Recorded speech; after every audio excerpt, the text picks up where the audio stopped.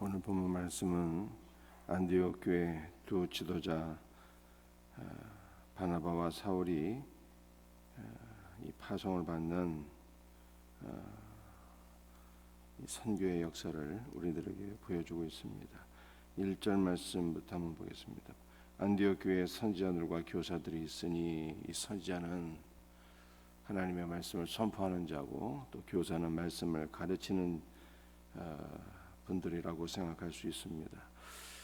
이 말씀을 전파하고 가르치는 이 직분은 오늘날로 하게 되면은 목사의 직분이죠. 안디옥 교회에 선지자들과 교사들 즉 목사들이 있으니 곧 바나바와 니게르라 하는 시므온과 구레네 사람 루기오와 분봉왕 헤롯의 젖동생 마나인과 및 사울이라. 5명의 목회자들이 있었다. 1절에서 이렇게 말씀하고 있는 것입니다. 그런데 단임 5명의 목회자 가운데 첫 번째 목회자가 누구입니까? 바나바. 다시 말해서 안디옥 교회에 5명의 목회자들이 있었는데 담임 목사는 바나바였더라. 이렇게 성경에 말씀하고 있는 것이죠. 그리고 마지막 5번째 교역자가 사울이었다. 지금 성경이 이렇게 안디옥 교회 교역자들에 대해서 우리들에게 말씀하고 있습니다. 2절 말씀에 주를 섬겨 금식할 때 성령이 이르시되 내가 불러 시키는 일을 위하여 바나바와 사울을 따로 세우라 하시니 이에 금식하며 기도하고 두 사람에게 안수하여 보내니라. 내가 불러 시키는 일을 무엇입니까? 내가 불러 시키는 일을 위하여. 성령께서 불러서 시키는 일은 다름 아닌 선교인 것입니다. 선교를 위하여 두 사람을 따로 세우라 말씀하셨는데 그 두 사람은 바로 안디옥 교회 담임 목사인 바나바와 그리고 부교역자 중에 마지막 서열에 있는 사울이었다. 성경이 이렇게 말씀하고 있어요. 그래서 교회에 담임 목사와 부목사 한 명을 선교를 위해서 파송하는데 이것은 참으로 쉽지 않은 순종이었어요. 왜냐하면 담임 목사가 교회에 없으면은 교회가 어떻게 유지가 되고 운영이 되고 누가 말씀을 전하고 이러한 현실적인 문제가 있겠죠. 그럼에도 불구하고 주님께 모든 것을 다 맡기고 인간적인 모든 걱정과 두려움과 염려와 근심을 다 내려놓고 순전한 마음으로 순종했다. 이렇게 말씀하고 있어요. 또 선교를 위하여 2명의 교역자를 파송하라고 말씀하셨는데 성령께서 구체적으로 어디로 가라, 어떻게 선교하라 라고 하는 어떤 선교의 전략, 방법 이런 거 말씀하지 않으셨어요. 언제, 어디로, 어떻게 선교의 이 전략과 방법을 구체적으로 말씀하지 않으셨어요. 그럼에도 불구하고 오직 믿음으로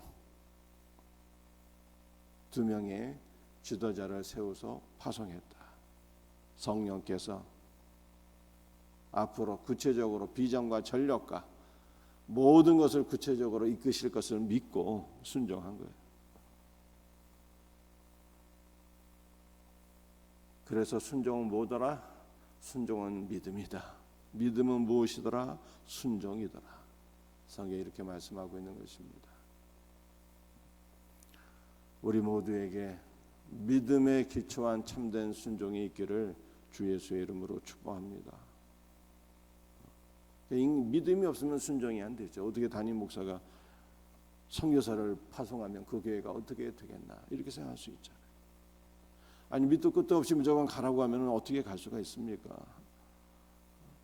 선교를 하려면 선교비도 필요하고 누구에게 선교를 하고 이 대상도 명료하고 또 이 서포트도 확실해야 되고 이런 모든 것들이 다 있어야 되는데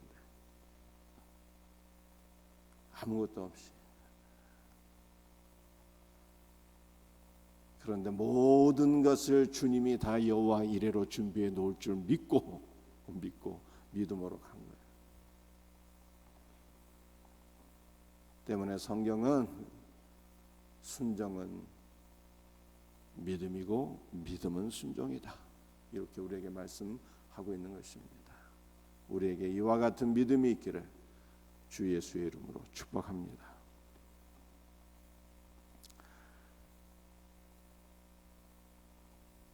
4절 이하 또 읽어보겠습니다. 두 사람이 성령의 보내심을 받아 실루기아에 내려가 거기서 배 타고 구브로에 가서 살라미에 이르러 하나님의 말씀을 유대인의 여러 회당에서 전할세 요한을 수행원으로 두었더라. 이 살라미는 구브로에 있는 그 해안 도시인데요, 구브로라고 하는 지역에 이 경제 중심지인 것입니다. 경제 중심지.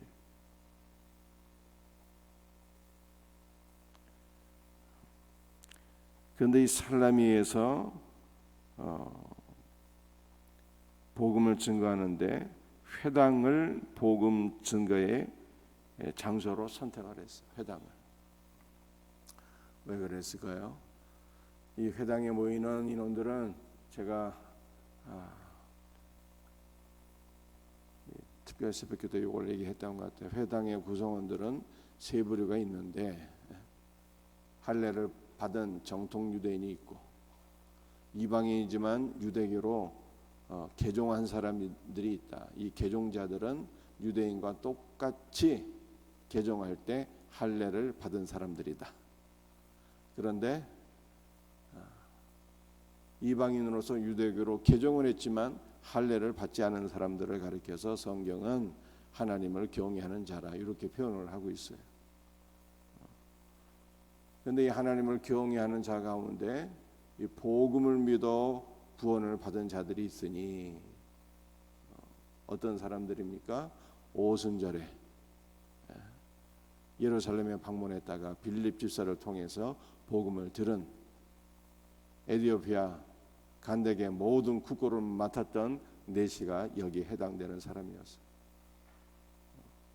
또 로마의 백부장으로서 고넬료가 하나님을 경외하는 사람이었는데 베드로를 통해서 복음을 듣고 구원을 받게 되죠. 그래서 이 유대인의 회당에는 이처럼 하나님을 경외하는 자들이 있었는데 이들은 유대교 신앙을 갖고 있었지만 유대교 신앙인들은 구약 성경을 이해를 하고 있거든요. 그래서 정통 유대인들은 기독교에 대해서 많은 반감을 갖고 있었지만 상대적으로 이방인들 가운데 이 유대교적인 배경을 갖고 있는 분들은요, 성경을 빨리 알아듣고 기독교에 대한 반감도 적었기 때문에 바울이 이들을 복음 증거의 타켓으로 삼아서 전도했다, 이런 말씀이에요. 그래서 오늘날 우리도 전도하는데 전략이 있어야 되는데요. 어떤 전략이 있어야 될까요? 기독교에 대해서 반감이 강한 분들보다는 어떤 사람들이 전도의 타겟입니까? 기독교적인 배경이 있는 분들. 어렸을 때 교회 다녔는데 지금은 여러 가지 일이 분주해서 교회 못 다닌 분들. 지금은 여러 가지 상황과 환경이 여의치 않아서 신앙생활을 중단하고 있지만 부모 형제들이 다 예수 믿는 사람들이에요. 그래서 그 분을 위해서 기도하고 있어요. 어머니의 많은 기도가 쌓인 분들, 이런 분들은요 기독교적인 배경이 있잖아요. 비록 교회를 아직 다니고 있지는 않지만 교회에 대한 반감이 없어요. 어릴 때 교회 예배당에 다녔던 주일학교 추억이 있는 분들, 금방 마음의 문을 열고 교회 나올 수 있는 분들. 그래서 이런 분들이 복음 전도에 타켓이 되어야 한다. 라고 하는 것을 성경이 지금 우리에게 가르쳐주고 있는 거예요. 그러니까 여러분들이 주변을 한번 둘러보세요. 전에는 교회를 다녔는데 지금 다니지 못하고 계신 분이 누구인지, 지금 교회를 다니고 있지 못하지만 부모 형제들이 기도해주고 있는 분들이 누구인지, 그런 분들을 발견해서 복음을 증거하고 교회로 인도하게 되면요, 전도에 성공할 확률이 엄청나게 높다라고 하는 것을 성경이 지금 우리에게 가르쳐주고 있는 거예요. 이런 분들을 찾아서 기도하시고 사랑으로 섬기시고 복음을 증거해서 한 영혼 구원할 수 있는 복된 은혜가 우리에게 있기를 주의 이름으로 축복합니다.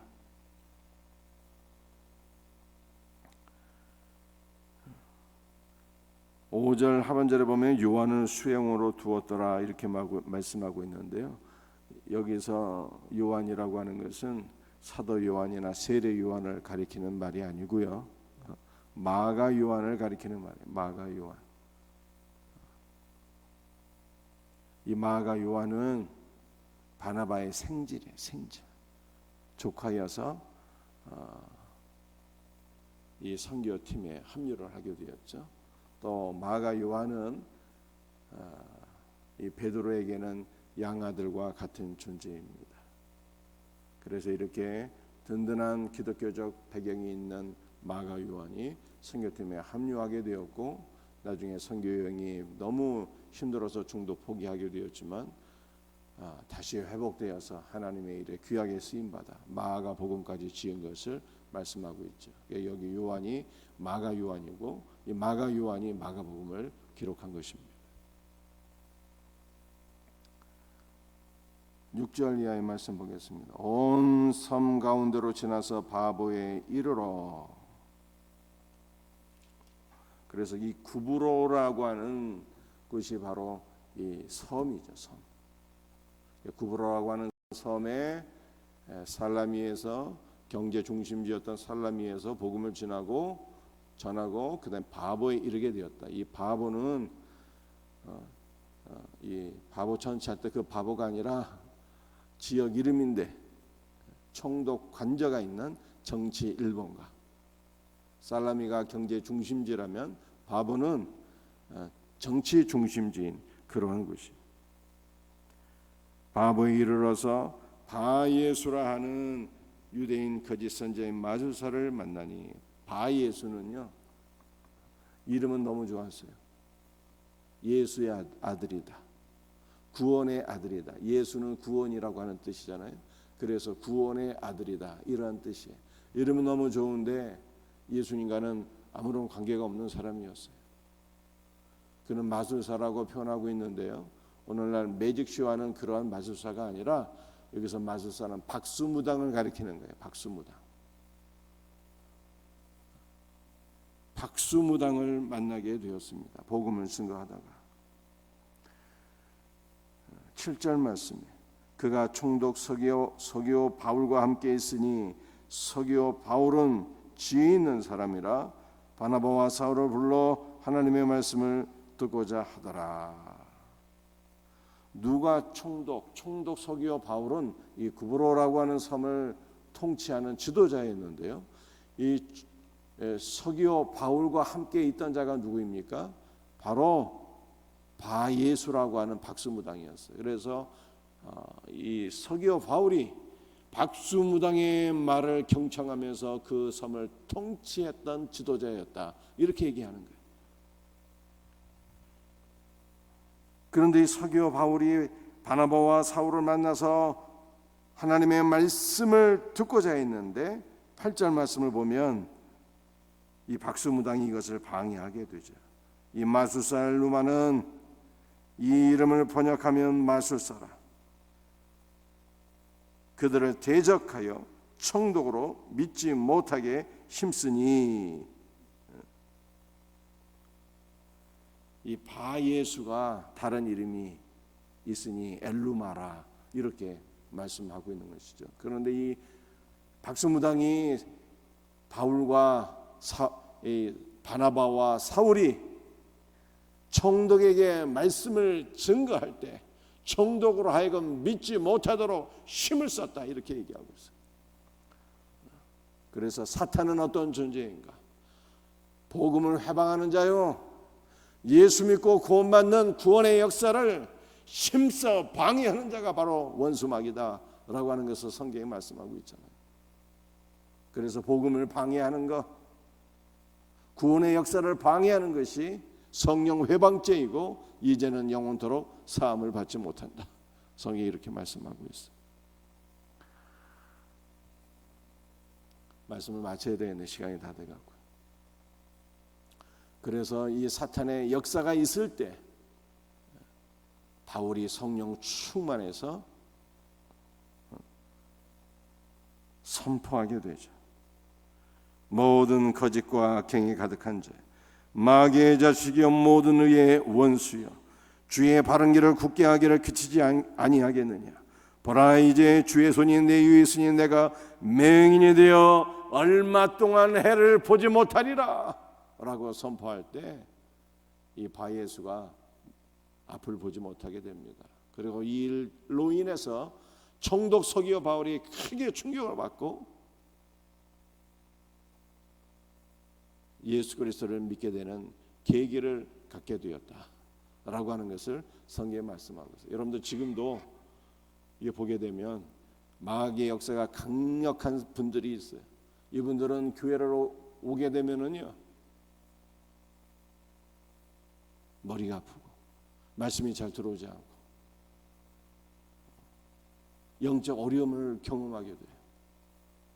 그래서 이런 분들, 예배당까지는 왔는데 예배당 안에서 평안을 느끼지 못하고 머리도 아프고 몸도 아프고 말씀을 잘 듣지 못하고, 이런 분들은 마귀의 강력한 역사가 있는 거예요. 마귀가 사로잡고 있는 거예요. 이런 분들에게 무엇이 필요합니까? 주 예수의 능력과 권세로 원수 마귀를 물리쳐야 돼요. 그런데 복음서를 보게 되면 예수님께서 귀신 들린 아이를 치료해 주었는데 제자들은 하지 못했거든요. 예수님께서 말씀하셔요. 이런 유는 기도에는 나갈 수 없느니라. 또 어떤 사번에는 이런 유는 기도와 금식 외에는 나갈 수 없느니라. 마귀가 강력하게 들면요, 강력한 기도와 금식이 필요하다는 뜻이에요. 그러므로 여러분들의 주변에 전도수장자가 있는데 원수 마귀의 강력한 방해가 있다고 생각되신다면 무엇이 필요합니까? 강력한 중보기도가 필요한 거예요.